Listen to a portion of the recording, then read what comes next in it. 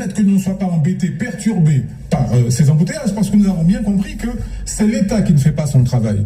Si aujourd'hui, nous n'avons pas, il faut le dire, si aujourd'hui nous n'avons pas la 2 fois 2 voies, c'est bien parce que le régalien met le frein à main. Et ce que je veux dire encore, c'est que on aurait pu continuer, faire le bras qui va de la Foire-Fouille jusqu'à la Pidègue. D'accord ?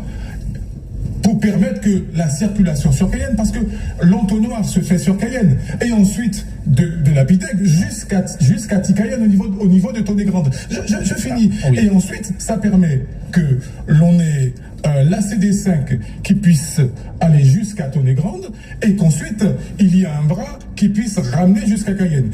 Et en plus encore, je vais rajouter, parce que M. Adelson était quand même le premier vice-président de la CACL, si je me trompe. D'accord ? Ça veut dire aussi qu'on aurait pu avoir la vision d'anticiper pour qu'il y ait une voie de dégagement qui sorte de l'aéroport de Cayenne et qui permette de sortir, de dégager toutes ces personnes par Balata jusqu'à Tonnet-Grande. Aujourd'hui, on n'y est pas. Aujourd'hui, on n'y est pas. Je finis. Aujourd'hui, on n'y est pas. Parce qu'il y a un manque de vision, tout simplement, de l'équipe dirigeante au niveau de la mairie. Une petite précision, voilà. Les routes, effectivement, il a mentionné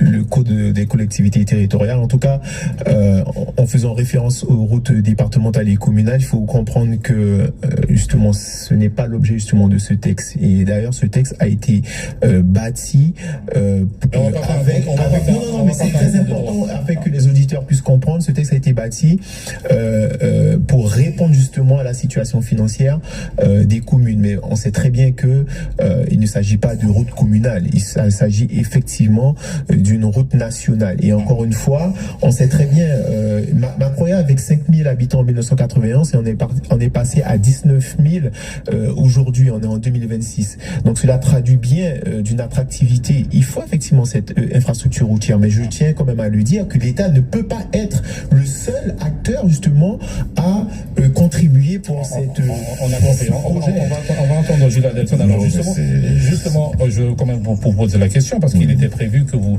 dans votre projet sur cette mandature qui se termine, de mailler justement les différents quartiers de Macroya.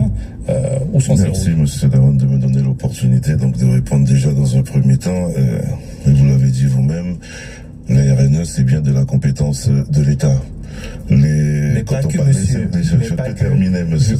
Donc, il faut être précisé, il faut être honnête. Non, bien sûr, mais il faut aussi préciser que ce n'est pas que de la compétence de l'État, puisque on relaie effectivement cette information.